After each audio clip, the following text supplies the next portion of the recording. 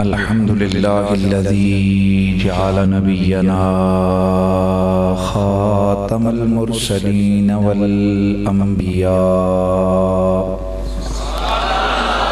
والصلاة والسلام على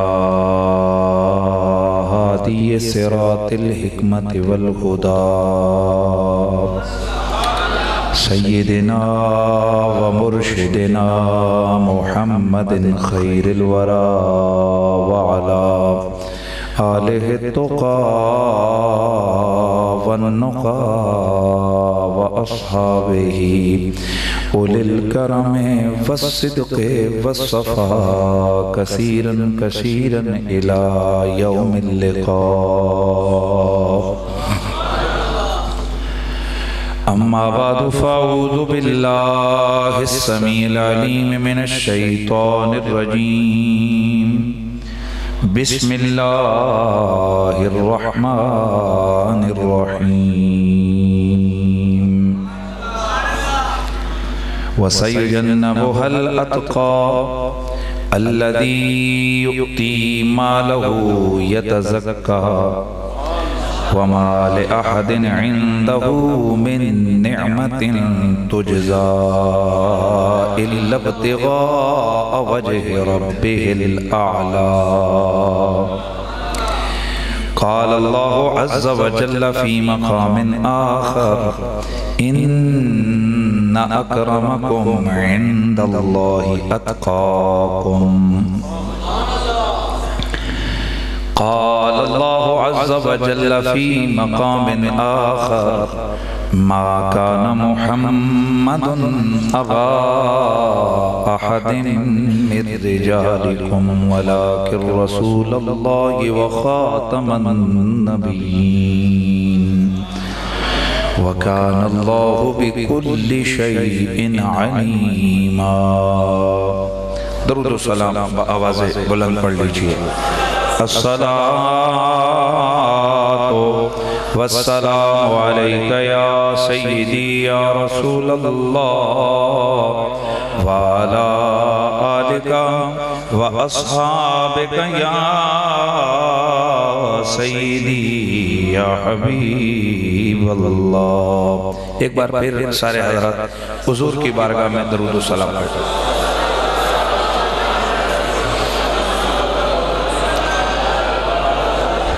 حضرات گرامی، ہم اہل سنت و جماعت ہیں اور درود و سلام ہماری پہچان ہے.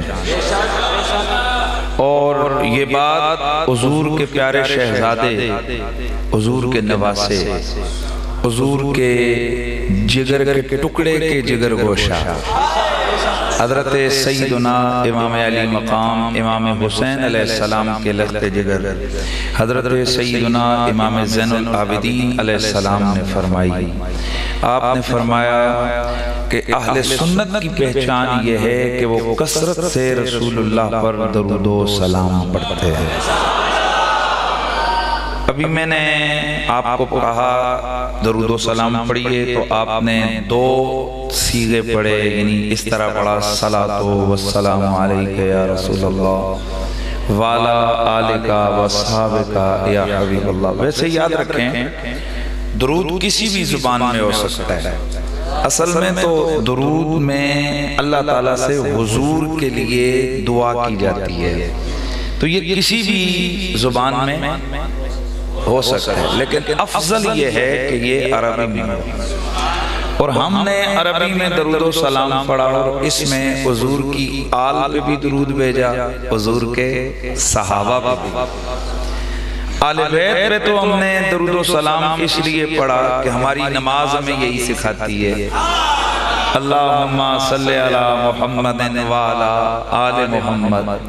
اور پھر خود ہمارے نبی مکرم نے بڑی تنبیہ فرمائی: لا تصلوا علیہ صلاۃ البطرہ، مجھ پہ تم کٹا درود نامکمل درود نہیں پڑھنا ہے. یا نبی اللہ یہ تم کٹا اور نامکمل درود کون سا ہوتا ہے اور مکمل کون سا ہوتا ہے؟ میرے آقا نے فرمایا جب تم مجھ پہ درود پڑھتے ہو اللہم صلی علی محمد کہہ کر چپ ہو جاتے ہو، یہ نامکمل درود ہے. آقا مکمل کیسے؟ فرمایا مجھ پر جب درود پڑھو تو اللہم صلی صلی علی محمد وعلی آل محمد. یہ مکمل درود ہے. یہاں پر کئی حضرات کہتے ہیں اللہم صلی علی محمد وآل محمد وعلا، وہ نہیں پڑھتے ہیں، کہتے ہیں جی کہ حضور نے فرمایا من فرق بینی و بین علی بعلا وکذا وکذا، کہ جس نے میرے اور میری آل بیت کے درمیان علا کے ساتھ فرق کیا تو وہ ایسے ایسے. ایک دفعہ ایک صاحب نے مجھے بھی کہا جی آپ علا بیچ میں پڑھتے ہیں، حالانکہ علا نہیں پڑھنا چاہیے. میں نے اس کو کہا اصل میں جن کتابوں میں آپ نے پڑھا ہے ان کے اوپر زبریں زیریں لگی ہوئی نہیں تھیں، یہاں یہ بے علا نہیں ہے، بے علی ہے. علا اور علی لکھا ایک طرح جاتا ہے. کہا جی اس کا مطلب کیا بنے گا؟ میں نے کہا من فرق بینی و بین علی بے علی ابن ابی طالب ہے، یعنی بے علی جس نے میری اور میری آل کے درمیان علی کے واسطے سے جدائی ڈالی، یعنی علی کو میری آل سے نکالا.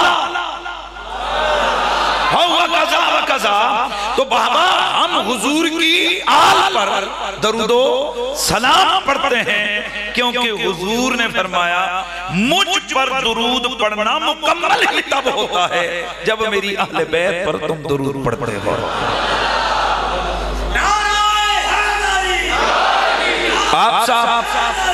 آپ یہ سوال کریں گے کہ چلے جی یہ تو ہو گیا، نماز میں نبی کی آل پہ درود ہے، حضور نے ہمیں اپنی آل پہ درود پڑھنے کا حکم دیا، یہ صحابہ پہ درود کہاں سے آ گیا؟ یار میرے آقا سیدنا صدیق اکبر کا عرس کا مہینہ ہے اور آج ان کی بارگاہ ناز میں ہم نے سلام عقیدت پیش کرنا ہے، تو ہم اتنے ڈھیلے تو نہیں نا، ذرا حضور کے صحابہ سبحان اللہ. ہم نبی کے صحابہ میں درود و سلام کیوں پڑھتے ہیں؟ اس کی ریزن کیا ہے؟ حضرت مجاہد رحمت اللہ تعالیٰ علیہ مشہور مفسر ہیں، علمی دنیا کے لوگ جانتے ہیں کہ امام مجاہد کون ہیں. آپ فرماتے ہیں کہ جب حضور پہ آیت مبارکہ نازل ہوئی، آیت درود، ان اللہ و ملائکتہ یصلون علی النبی یا ایھا الذین آمنوا صلوا علیہ وسلموا تسلیما. جب یہ آیت درود میرے نبی پہ نازل ہوئی، حضرت سیدنا صدیق اکبر میرے آقا کی خدمت میں آیا، آکے عرض کی یا رسول اللہ ما انزل اللہ علیہ خیرا الا وشرکنا.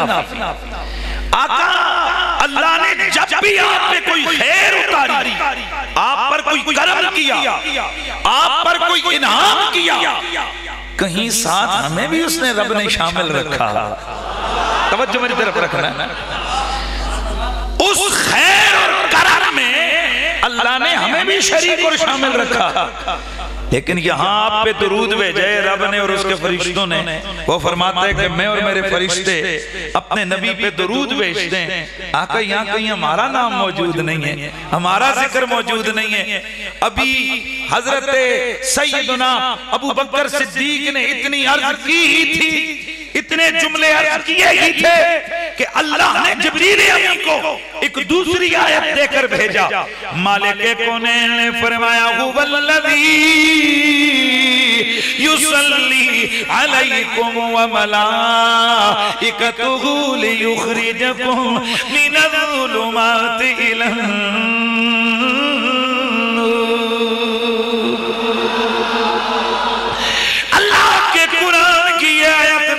ہو گئی.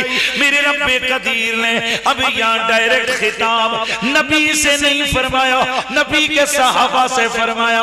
فرمایا هو الذی یصلی علیکم وملائکتہ لیخرجکم من الظلمات الی النور. اے میرے نبی کے یارو، اے میرے نبی کے پیارو، رب وہ ذات ہے وہ اور اس کے فرشتے تم پر درود بھیجتے ہیں. لِيُخْرِجَكُم مِّنَ الظُّلُمَاتِ إِلَى النُّورِ. یہ درود اس لیے بھیجا جاتا ہے تم پر تاکہ وہ رب تمہیں اندھیروں سے نکال کے نور تک پہنچائے، ظلمتوں سے نکالے اور ایک نور تک پہنچائے. مطلب یہ کہ اللہ کے قرآن میں موجود ہے کہ اللہ کے نبی پہ درود مکمل تب ہوگا جب حضور کی آل پہ درود پڑھا جائے گا. اور یہاں آیت بتا رہی ہے حضور کے صحابہ پہ بھی رب اور اس کے فرشتے درود بھیجتے ہیں. ہم سنی چونکہ آل کے بھی نوکر ہیں، مصطفیٰ کے صحابہ کے بھی نوکر ہیں، اس لیے ہم تم کٹا درود بھی نہیں پڑھتے اور حضور کے صحابہ کو چھوڑتے بھی نہیں ہیں، لہذا ہم آل پہ بھی درود و سلام بھیجتے ہیں، حضور کے صحابہ پہ بھی درود و سلام بھیجتے ہیں. تو اب ذرا مل کے پڑھیے الصلاۃ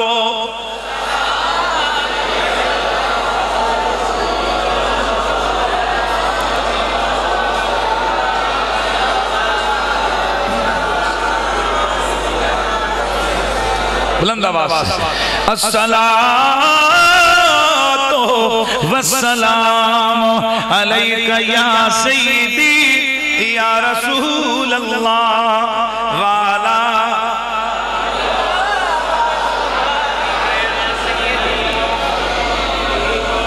خلافت کے امامت کے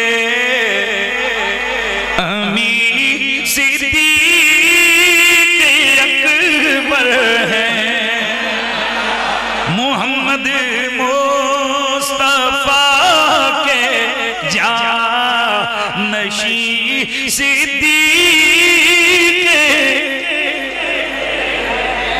بھائی اہل سنت ہے نا، اور ہم تو حضور کے شہر کی گلیوں کی خاک کو آنکھ کا سرمہ بنانے کو اپنی سعادت سمجھتے ہیں، اور ہم حضور کے در کے کتوں کے پاؤں چومنے کو سعادت سمجھتے ہیں. ابو بکر عمر تو وہ ہیں جنہیں میرے مصطفیٰ نے صبح قیامت تک اپنے پہلو میں سلایا ہوا ہے. اس لیے اور یہ تو وہ ہیں کہ جن کے بارے میں میرے نبی مکرم سید کونین سرور انبیاء صلی اللہ علیہ وآلہ وسلم نے فرمایا اللہ رب العزت نے ان اللہ تعالی اتخذ ابراہیم خلیلا. اے لوگوں سنو، اللہ کی یہ شان ہے، اس کا ایک انداز ہے، اس نے بھی ایک اپنا خلیل بنایا، اپنا یار چنا.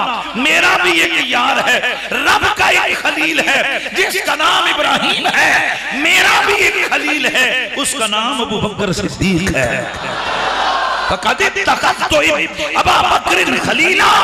میں نے اپنا یار، اپنا خلیل کس کو بنایا؟ بولنا ہے کس کو بنایا؟ ہاں، تو پھر اس لیے ہمیں حضور کی خوشی کے لیے، کیونکہ یاروں کا ذکر ہو یار خوش ہوتے ہیں،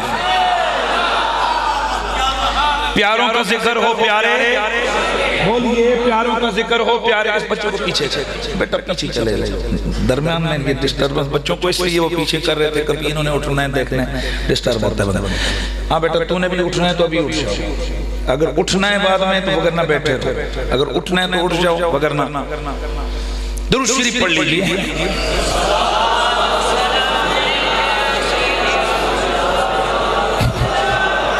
محمد مصطفیٰ کے جانشین صدیق اکبر ہیں، وہ جن کی ابتدا میں پیر علی جیسے نمازی ہوں، وہ جن کی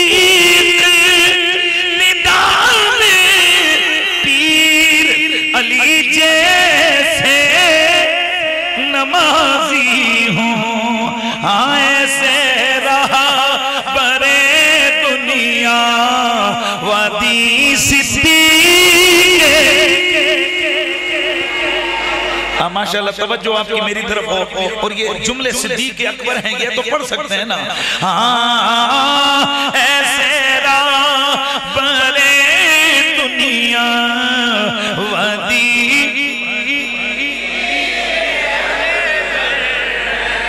غار سور سے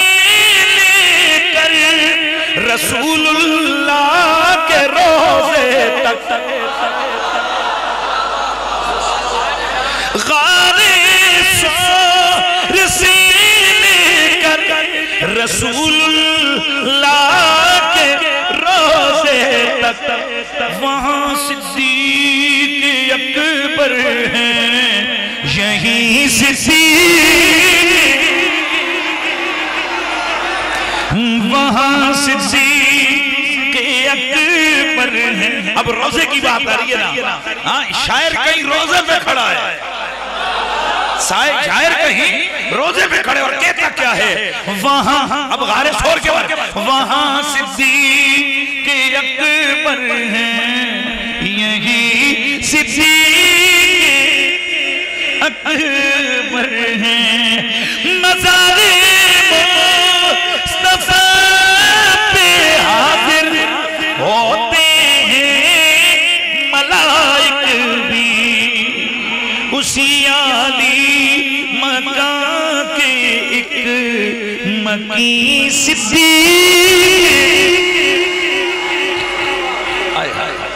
اب ذرا سنیے, اب سنیے.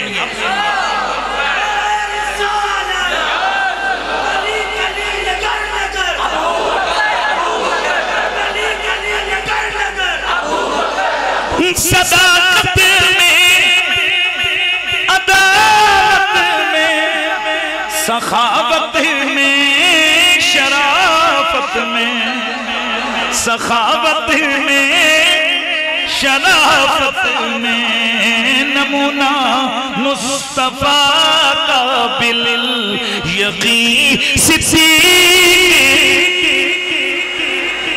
نکالا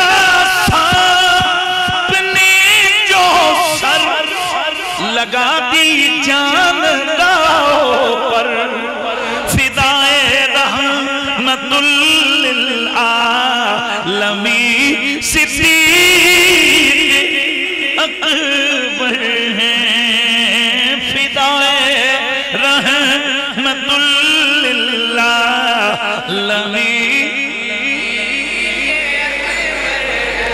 خلوت ہو کہ جلوت ہو, مزار پاک ہو یا غار, خلوت ہو کہ جلوت ہو, مزار پاک ہو یا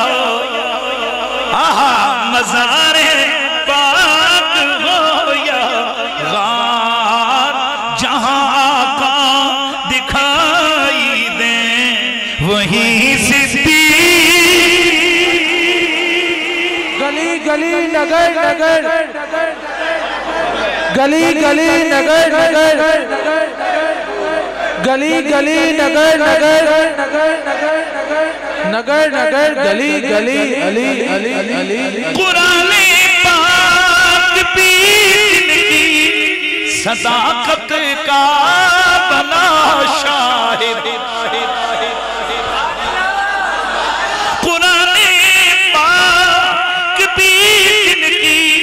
صداقت کا بنا شاہد.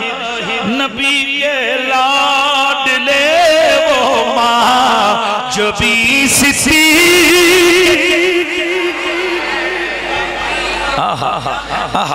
اور اب آخری دو شعر ہیں, ان کو بڑے توجہ سے سننا ہے. نبی کی آل اور اصحاب سب محبوب ہیں لیکن نبی کی آل اور اصحاب سب محبوب ہیں لیکن عجب یہ سلسلہ ہے دل نشین صدیق.